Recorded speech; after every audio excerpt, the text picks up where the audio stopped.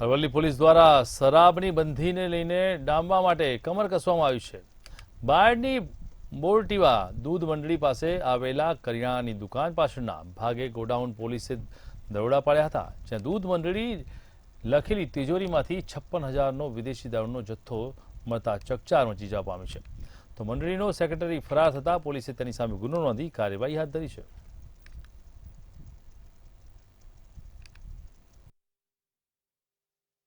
આ તબેલાની અંદર એમને બોરટીમ્બા દૂધ ઉત્પાદક સેવા સહકારી મંડળી લિમિટેડ એવું લખેલી એક તિજોરી મૂકેલી હતી, જેથી પોલીસે એ તિજોરી ખોલવા પ્રયત્ન કરેલો, પણ તિજોરીની ચાવી ના હોય, આ ચાવી નહીં મળતો પોલીસે તિજોરી તોડી નાખેલી અને અંદર તપાસ કરતો તિજોરીમાંથી 23 નંગ વિદેશી અલગ અલગ બ્રાન્ડની દારૂની બોટલો મળી હતી, જેની કિંમત 56,000 રૂપિયા આસપાસની થાય છે।